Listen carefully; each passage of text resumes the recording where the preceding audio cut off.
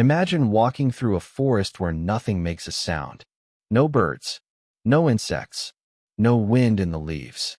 Just your own footsteps and your own breathing. Now imagine that something in that forest is hunting you. Not an animal, not a person, something else. That's what happened to a wildlife photographer named Elias Vance.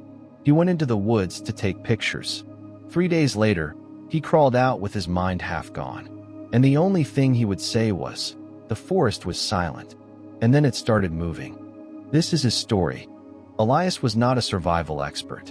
He was a photographer. A good one. His work had been in magazines. But he was soft.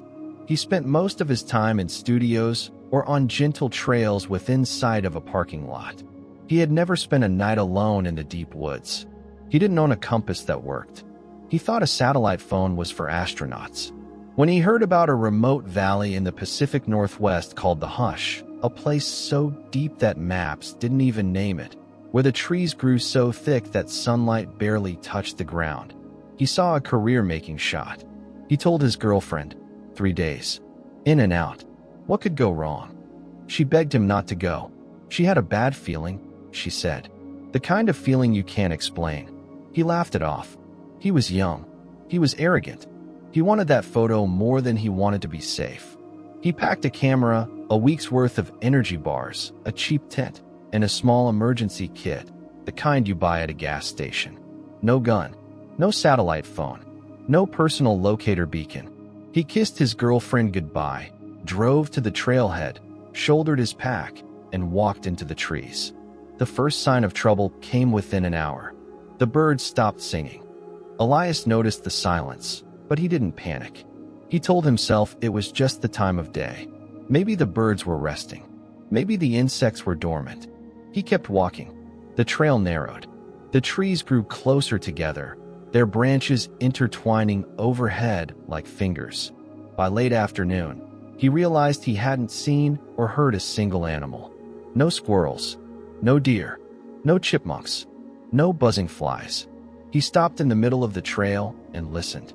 Nothing, not a single sound. The air felt heavy, thick, as if the forest was holding its breath. He felt a chill run down his spine, not from cold, but from something deeper, primal. He shook it off and told himself he was being ridiculous. He set up camp in a small clearing where a fallen log made a natural windbreak. As darkness fell, he built a fire. The silence pressed in around him. He could hear his own heartbeat. He could hear the blood rushing in his ears. And then he heard something else. A low, scraping sound, like branches being dragged across rock. But there was no wind. He called out, "Hello." The scraping stopped. A minute passed. 2 minutes. Then it started again. Closer this time. Elias grabbed his flashlight and swept the tree line. The beam cut through the dark, illuminating trunks, ferns, moss. Nothing moved, but something had definitely been there. He didn't sleep that night. He sat with his back against the log, holding a pocket knife, eyes wide, ears straining. The scraping circled him. Slow, deliberate. It stopped at dawn. The next morning, Elias tried to hike out, but his compass spun in circles, the needle twitching, never settling. His GPS showed no signal. The trail he came in on had vanished, overgrown with ferns and salal, as if no one had walked it in years. He was lost, and the silence was worse now. It wasn't just absence of sound. It was active. He could feel it pressing against his eardrums, like a weight on his head. Then he saw the tracks. Not animal tracks. Long, dragging marks in the mud, like something heavy had been pulled through the forest. And alongside them, bare human-like footprints, but with too many toes. Elias started to run. He didn't know where. He just knew he had to get out. Branches whipped his face. His pack bounced on his shoulders. He tripped over roots, stumbled, got up, kept running. The scraping sound followed him. Not fast, not slow, just there. Always behind him, always at the edge of hearing. He ran until his lungs burned. Then he stopped, doubled over, gasping. When he looked up, he saw movement between the trees. A shape, pale, tall, and completely still. It stood maybe 50 feet away, half hidden behind a massive cedar. He couldn't make out features, just a tall, thin silhouette with limbs that seemed too long. Then it moved sideways, not walking, but sliding, and disappeared behind a boulder. Elias later said, "I've seen bears. I've seen wolves. I've seen a mountain lion once. That was not an animal. That was something else entirely. And it knew I was there." By the second night, Elias had stopped trying to rationalize. He sat with his back against a tree, knife in one hand, tripod in the other. He hadn't eaten in 2 days. He hadn't slept. His body was shutting down. But worse than that, his mind was starting to splinter. He talked to himself just to hear a voice. He recited movie quotes. He sang nursery rhymes. "Twinkle, twinkle, little star," his voice cracking, echoing off the silent trees. He begged whatever was out there to show itself. He wanted the waiting to end. And then it did. A face emerged from the dark. Not a face he could describe later. Pale, smooth, with eyes that reflected no light. It stood 20 feet away. It didn't blink. It didn't breathe. Elias screamed.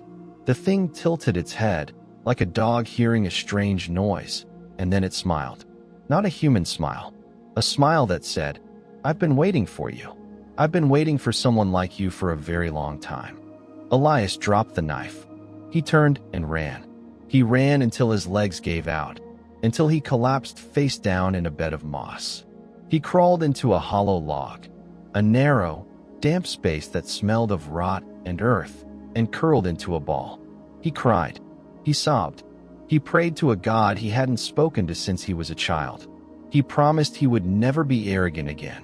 He promised he would listen to his girlfriend. He promised he would never, ever go into the woods alone. And somehow, the thing did not follow. He lay there, shaking, until dawn. When the first gray light filtered through the trees, Elias forced himself to move. His legs were sore.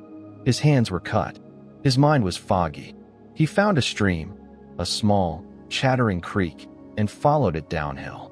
Water always leads to people. That was something he remembered from a survival show. He walked for hours, barely aware of his surroundings. The silence had changed. Now it felt watchful, intentional, like the forest was letting him go but still paying attention. Then he saw something that made his blood run cold. His own footprints. He had been walking in circles. The stream looped back on itself. The forest was keeping him. He sat down in the middle of the trail, exhausted beyond fear. He closed his eyes. He decided to stop running. He spoke out loud, his voice hoarse. "I'm sorry. I shouldn't have come. I was arrogant. I was stupid.